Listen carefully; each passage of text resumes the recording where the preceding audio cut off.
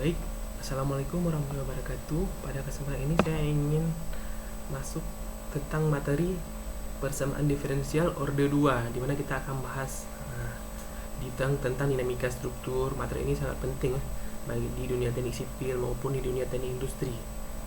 Gimana kita menganalisis perilaku struktur ketika menerima getaran berupa dinamis maupun gangguan dari luar. Contohnya nanti temukan pada jembatan, gedung tinggi, mesin industri, dan hingga kendaraan. Kita next, lanjut. Di sini ialah profil dosen pengampu mata kuliah saya sendiri, Muhammad Arif Munanda. Ya, saya asli dari Aceh. S1 S2 saya di USK dan pernah mengikuti sertifikasi surveyor di BLK. Kalau sekarang ini disebut BPLV. Oke, next. Ini daftar hadir mahasiswa. Kita absen satu-satu. Apakah hadir semua? Oke. Saya kira hadir semua. Kita lanjut ke 4. Ini outline pembelajaran kita pada hari ini. Bagaimana kita akan barusan menyelesaikan perkenalan dan absensi. Kemudian kita akan lanjut ke materi sebentar lagi. Lalu akan kita menuju ke sesi bertanya nanti. Kemudian ada kuis tanya jawab. Kemudian akan kita paparkan materi untuk minggu depan dan sedikit motivasi. Oke, kita lanjut ya.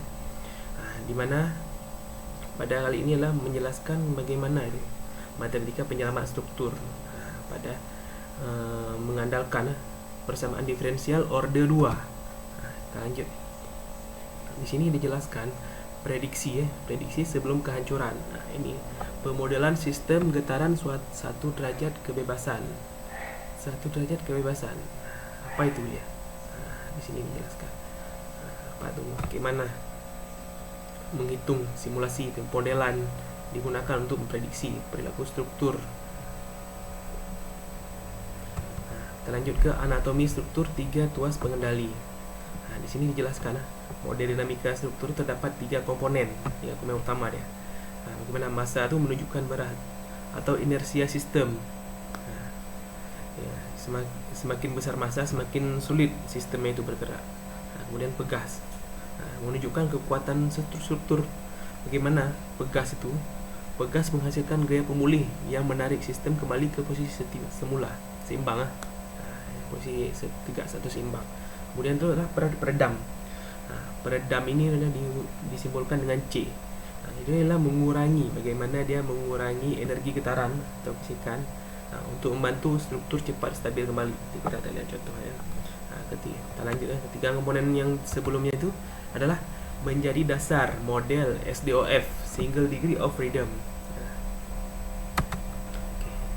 Kita lihat ini mesin penggerak hukum Newton 2. Penjelasan dari penjelasannya begini, dari dasar utama dinamika struktur tadi berasal dari hukum Newton 2, di mana inersia sistem ditandai dengan C dengan Y. Berlawanan percepatan.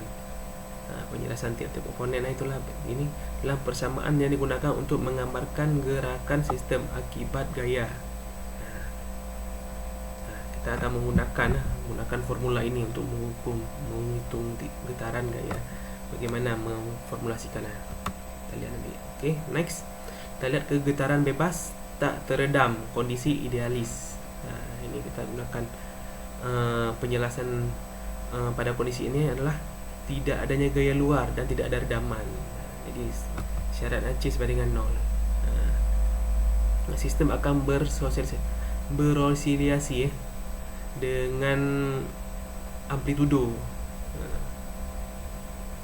Fenomena ini bersifat ideal karena pada kondisi nyata selalu ada energi yang hilang akibat gesekan atau hambatan. Karena terlalu sering gesekan akan ada energi yang hilang lama-kelamaan, karena dia mengalami tetap lama-kelamaan. Kemudian kita lanjut ke matriks redaman, menjinakkan energi sistem. Gimana yang pertama yang saya bilang tadi, setelah terjadi gesekan akan berhenti gesekan. Ini kita akan menggunakan rumus yang ini jika ada kondisi seperti ini tadi. Analoginya itulah gimana pintu otomatis hidrolik. Contohnya, setelah tutup terkunci dia, nggak tertutup lagi, nggak terbuka lagi. Kemudian critically dam, agar kembar patah transit ideal kembali pada posisi paling seimbang paling cepat tanpa goyangan sisa. Analogi suspensi presisi kendaraan militer, suspensi pada kendaraan lah kita bilang. Jadi gimana shotnya tuh, gimana pernya tuh selama kemudian kita kembali ke posisi semula. Jadi getaran gelombang itu tidak dirasakan begitu keras oleh penumpangnya. Nah, kemudian yang under dam, analogi itu gedung tinggi yang bergoyang perlahan hingga dia bergoyang begitu lama karena ada energi dari luar goyang. Jadi kalau goyangan terlalu lama, jadi membuat pegawai di lama tuh bisa mual-mual. Jadi itu nggak bagus. Jadi gimana membuat kalau emang ada goyang dari luar dia langsung stabil. Kita lanjut ya. Getaran terpaksa, tumpang tindih fisika. Ini menjelaskan gimana respon alami, kemudian respon paksa dan gerak total struktur. Contohnya itu pada mesin industri ya. Habis itu pada angin pada gedung tinggi, kendaraan pada di jembatan, kemudian jembatan kan terjadi getaran ya. Kita lanjut ke resonansi ya. Glitch, matematika menghancurkan. Jadi di sini menjelaskan tentang bagaimana resonansi terjadi ketika frekuensi gaya luar sama dengan frekuensi alami struktur. Akibatnya getaran membesar, energi terus bertambah sehingga struktur dapat rusak atau runtuh karena dia mendapat gaya terus menerus, jadi dia nggak berhenti. Fenomena ini menjadi salah satu penyebab kegagalan beberapa jembatan di dunia. Terlalu lama mengalami gesekan, lama-lama runtuh, dia rusak. Kemudian kita lanjut ke anatomi kehancuran.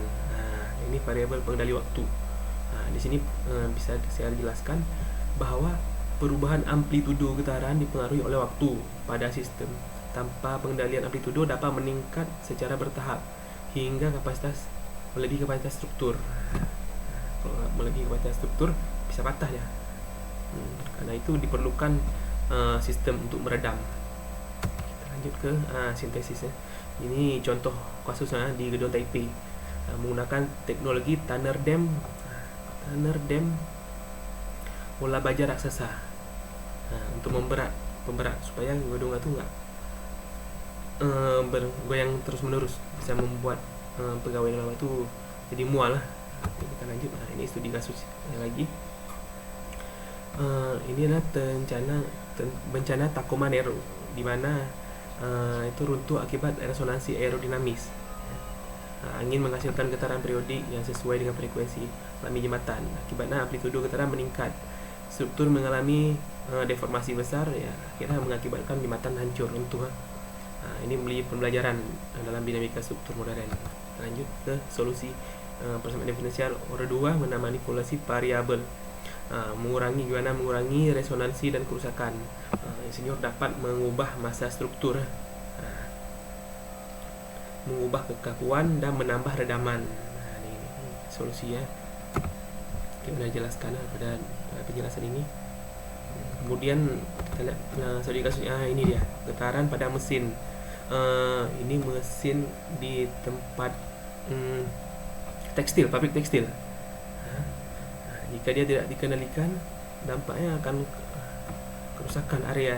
Jadi tempat-tempat tiang-tiang ini ya, karena tiang terus-terusan bergerak, kebisingan juga, tidak menyamanan juga bagi operator yang ada di sekitar ya. Dan kerusakan struktur. Karena itu diperlukan isolator getaran atau sistem untuk meredam getaran. Kita lihat nih isolasi basis. Ini dia teknologi yang digunakan untuk bangunan untuk tahan gempa nih.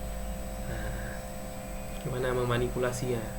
Seperti digunakan pada shot mobil lah.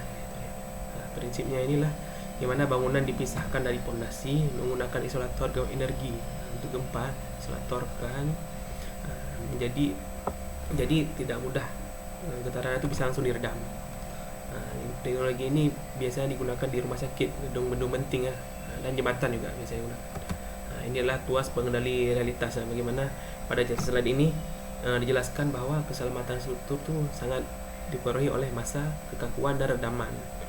Insinyur harus menyesuaikan ketiga parameter tersebut agar struktur tetap aman dan terhadap beban dinamis. Kemudian ada yang ingin bertanya mungkin? Jika tidak ada yang ingin bertanya, kita akan masuk ke kuis. Nah, jadi berdasarkan kuis ini, ada yang bisa menjawab apa itu dalam pemodelan sistem massa? Pegas, peredam, STOF. Gaya yang bekerja berdasarkan hukum Hooke dan selalu menarik struktur kembali ke posisi seimbang disebut sebagai apa? Ada yang bisa jawab? Ada yang ingin mengangkat apa yang ingin menjawab mungkin? Apa? B jawabannya? Oke, kita coba jawabannya. Wih, benar saja. Jawabannya adalah B. Nah, jadi di sini dijelaskan gaya yang bekerja berdasarkan hukum Hooke kembali ke posisi yang disebut adalah gaya pemulih atau pegas. Nah, jadi kembali dia ke posisi setimbang berdasarkan hukum Hooke. Nah, semakin besar perpindahan, semakin besar gaya yang menarik sistem kembali ke posisi setimbang. Nah, kita lanjut ke materi minggu depan ini. Nah, kita akan masuk ke pertemuan ke-13 minggu depan. Oke, terima kasih. Ini adalah motivasi dari legenda kita, Muhammad Ali. Nah, di mana dia menjelaskan ini impossible is nothing. Impossible is just a big word. Turn around, Boltzmann, man work fin it easier to live in the world they've been given than explore the power they have to change. It's impossible is not a fact. It's opinion. Impossible is not a declaration. It's there. Impossible is potential. Impossible is temporary. Impossible is nothing. Nah, di sini memang mahasiswa diharapkan memahami bahwa persamaan diferensial bukan hanya teori matematika tapi alat penting untuk menyelamatkan. Oke, sekian dari saya. Terima kasih. Wassalamualaikum warahmatullahi wabarakatuh.